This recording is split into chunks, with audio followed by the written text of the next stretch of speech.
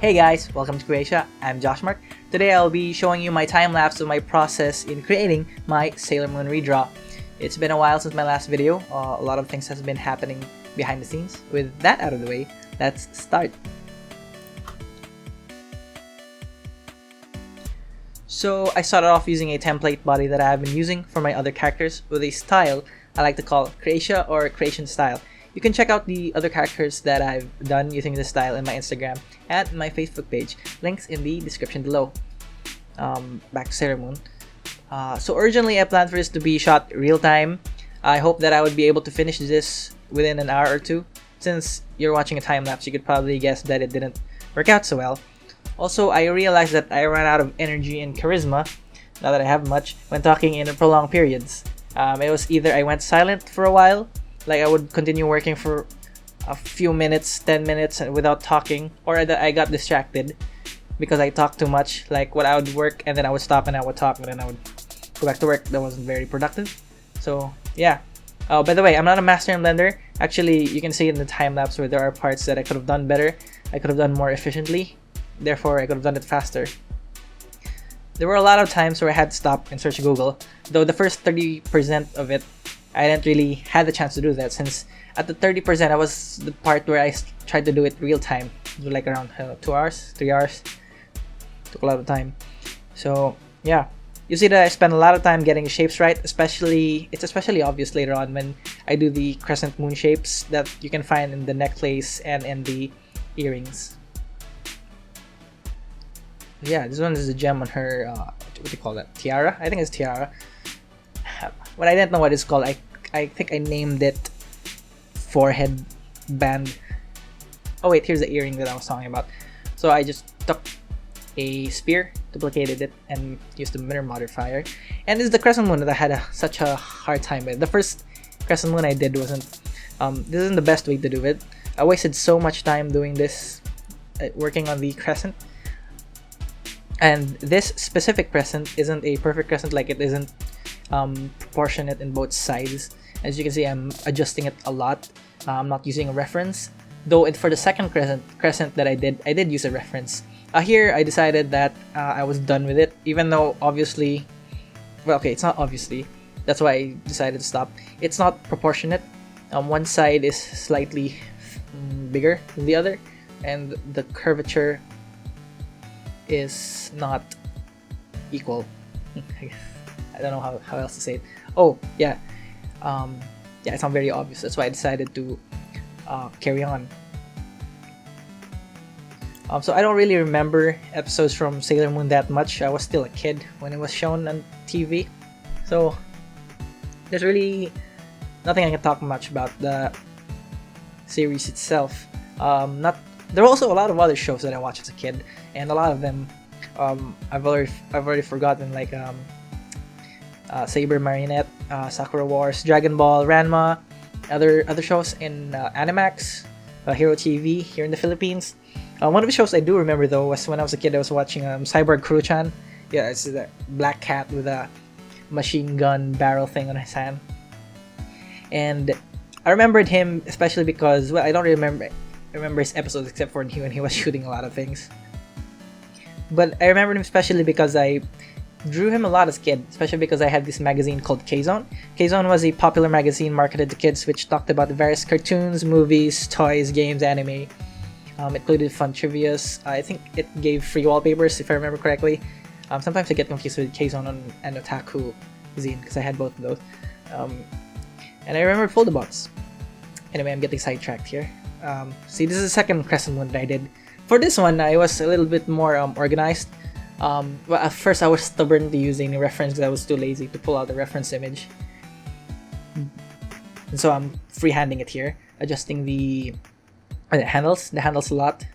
Oh, this kind of lot. Oh, there. I'm using a reference. I actually took out a cylinder to follow the shape.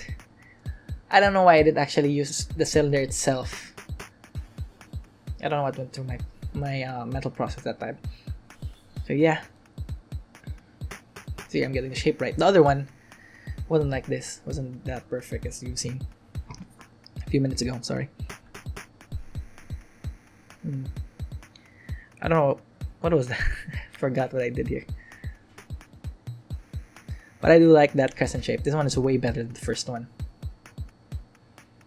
It's not the most optimized, I guess. Could have lessened the vertices, and I think it had n-gons. Could have done it in a way that it used just gods. So this is the shirt. I'm duplicating it.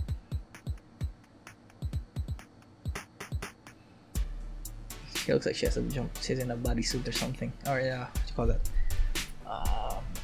The one used for ballet. I forgot what you call that. Oh, these are sleeves. I had a hard time with this. I forgot to snap to enable snapping, so a lot of time when I use shrink wrap, it wasn't so accurate. And here's where my novice and blender kind of shows.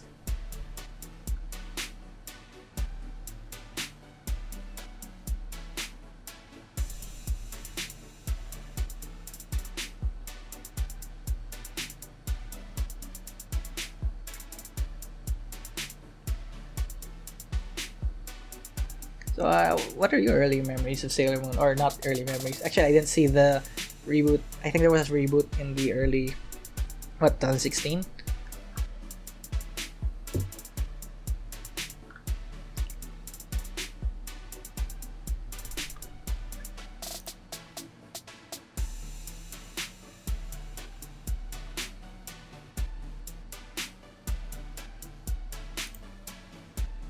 So I really had a hard time with these what do you call it, like accessory parts, like the extruding, like the color.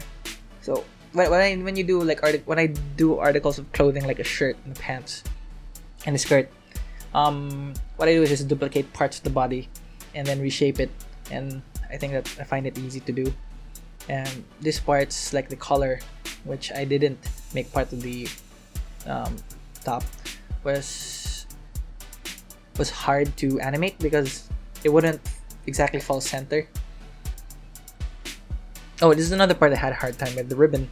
But how I made this ribbon is I just used a Bezier curve, and then for its thickness I had a circle curve of a Bezier circle, and then I used the Bezier circle as the bevel for this Bezier curve, and then it automatically creates the thickness of it.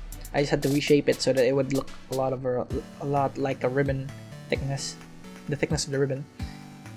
This part was fairly easy, but what comes after this was another part I struggled in, which would be the gem on this ribbon, on Sailor Moon's collar. Oh, wait, sorry, I'm positioning the ribbon, fixing up the color, and there. Okay, so wait, it's not to the one yet. It's still the ribbon. Yeah, I could have done this more efficiently. Wasted so much time adjusting and readjusting. I think because I didn't tackle this in a smart way. Am I starting on the gem? Yeah, okay. This is the gem. So I struggled with this part too because I had to shrink wrap, I think, the crescent and little gems around it. Again, I didn't enable snapping. I used shrink wrap, so it didn't exactly fit in the way, maybe in the geometry of the items that I put on top of it, but I didn't achieve it that well. So it didn't really conform to the shape. As you can see, there's a lot of I don't know, weird behavior with the crescent. I thought I would smoothly shape its way to follow the gem, and so what I did was I manually edited it. I used the proportional editing so that I could do the curvature of the crescent to conform to the gem below it. Didn't go so well. The reason why I skipped snapping also and redoing the topology was because I was too lazy. I thought I could speed through it with just doing my things manually, but it turned out to be costly time-wise in the long run. Yeah. See, I did a lot of reshaping to the point where I had to redo it just to be able to do it properly because I gave up on the first crescent. Well, at least I'm almost done with this part. Not so happy with how I did this part. So here, you can notice that in this little gems, I just extruded them below. They're just basically cylinders. They didn't really conform to the gem. The perfect way would have probably been that it perfectly sat on top of the gem, but independent. But I didn't get that. I just wanted to get through with it really fast. So, but it wasn't so fast because of the mistakes I've done. But I wanted to get it over with. As you can see, I moved on. Yes, the boots. I thought I could do this part easily. Also, I thought I could get away with it. So I just duplicated her feet and added heels on the bottom. But due to my poor geometry, how it was very improper, it started to pinch at a certain part. See it here. In the part where there is the incline. There. Oh wait, it's not the same. There's a pinch there, as you can see. I will notice there. I notice it, and I will try to fix it in the later part of the video. This is because of the poor geometry and how the vertices and the quads flow. It kind of like, since it met like this, it pinched that part. It should have been that there was some way for it to flow more organically, I guess. I was able to lessen it, and it's not so visible anymore, but it's still there if you look closer. Oh wait, no, actually I didn't fix it yet. There, this is the process of me fixing it. So I kind of put off fixing it first because I thought that maybe it's not noticeable, but when I saw it again, it was noticeable, so I fixed it. This is very poor geometry.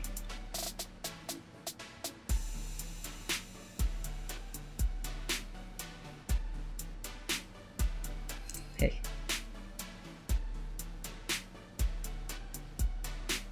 I gotta find a way to fix all this dead air. I mean, like, if this is real time, it would make sense because I'm working, but now I'm just watching myself do my work, time lapse.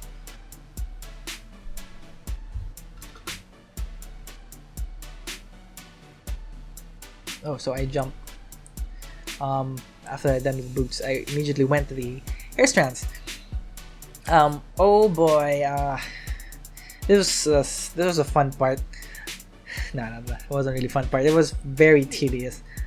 I haven't done much hair yet. I guess I've done 3-4 models with hair. Did this way. I've done other models after this, but when I did this, this was the 4th model that I've practiced with hair using curves, and I haven't really figured out the best way to do it. Mostly I've done hard surface things and inorganic material, so I didn't really have to deal with hair and those kind of organic details, organic shapes. So I struggle with the curves, and sometimes it starts becoming very curved. When it started to be like this, like a letter C, or too concave, it started behaving weirdly. It started to rotate on its own, and I had to adjust it. See, I had to adjust it a couple times just so that it would appear properly. Because then when it's this way, it would appear this way. But when it starts going here, it's like it twists. So I had to rotate it to the proper way. I had to do it for how many hair strands, and I could have probably done this in a way where it wouldn't be so tedious. It wouldn't take so much time, but I didn't think of it. I thought that this would be once again, I was lazy when I was doing this, so I thought that if I kept doing this, it would be faster than if I would find another way, a smarter way to tackle this. I mean, another way I could have done this was I could have done sculpting. I could have sculpted most of the hair parts, because I think I can achieve the same effect with it, and at the same time it's a lot faster to do. I wouldn't have to adjust so many curves. It would be a lot of freehand sculpting. But then all the tediousness, all the hard work pays off, because the effect that the curves give off is very, I don't know, for me I really like the effect. It's got a very uniform look to it. It looks like actual hair strands that goes around the head into her twin tails. And though maybe if I would have done it again, I would have gone sculpting. Maybe I would have a harder time because I haven't done much sculpting yet either. So maybe it wouldn't look it wouldn't look that uniform as it did now. So there, another difficulty. As you can see, the curve is way out of its shape, just so that I can get that perfect curve? It doesn't look like curve.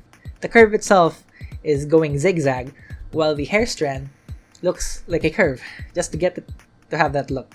Something with the calculations with curves. Maybe I don't know, I need more trial and error and practice with using curves as hair to fully master how it behaves, how it does its computation. It's kind of funny how she looks now. She's kind of like a bald spot back of her head. I really like the heart shape that I was able to do with her front bangs, because she has a heart shape. And also I realized that I used a different version of Sailor Moon when I was doing this. I think she had a heart-shaped pendant on her ribbon instead of that crescent moon gems. Or was it on her tiara? I forgot. But I only realized later on when I finished it up. But anyway, I was happy with the result. Also, I didn't want to redo it again. But at least that I didn't want to do those accessories again. As you can see here, I'm fixing up the skirt. The skirt's another part where I had a lot of trial and error, because it wouldn't. See, it's floating. It's floating away from the skirt when I animate it. It's not properly weight painted. Here is another result of my laziness. I really gotta take note of that. Because I tried to do it the easiest way I thought I could have done, and with poor geometry, I suffered having to redo it later on, having to fix a lot of the weight painting, since it didn't work out. It didn't follow the animation so well. Here I gave up. I just deleted the skirt and the padding around it and redid it in a simple way, in a proper way. See, cleaner. This one has a cleaner geometry and it was a lot easier to work with than the earlier version, because I wanted to get that schoolgirl skirt right effect, but then I realized with this, how small my model is, how compact it is, it would either be through, I don't know, textures or trial and error, another approach, and would have taken more time. So I decided to I opted for a simpler skirt design, which still met the requirements with what I wanted to do, and it was easier to rig and animate. As you can see here, it's a lot more behaved and a lot more easier. I didn't have to adjust the weight paint anymore. So most of the skeleton's already been done since it was part of the template that I made. So I added bones to rig the twin tails and some extruding parts like the ribbon and the gem and the crescent moons on her boots. You'll see later on. See this one, because those parts would float. Now see, as you can see, it's floating away from the boots. So I had to create a separate bone and animate that so that every time she moved, it actually followed her boots. Same with the ribbon, it wouldn't exactly follow center, so I had to create a bone for it.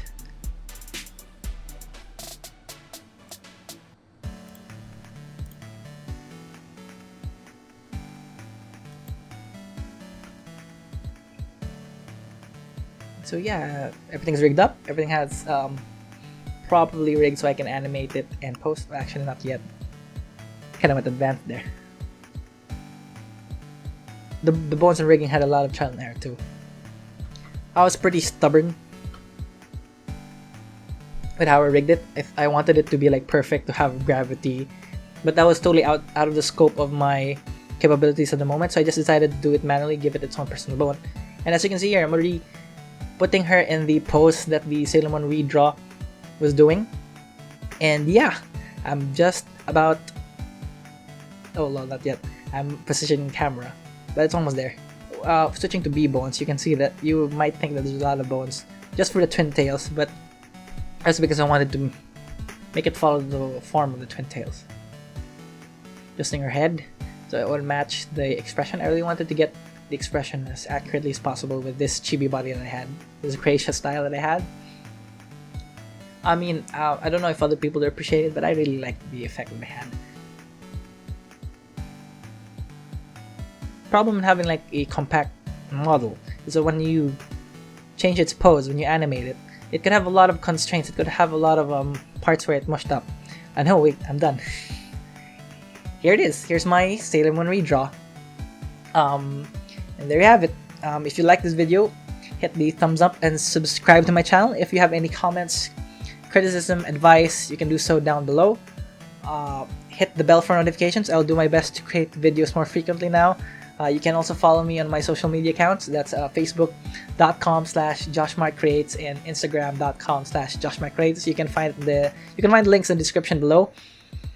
Thank you and see you again in Croatia in the next video. Stay safe, guys.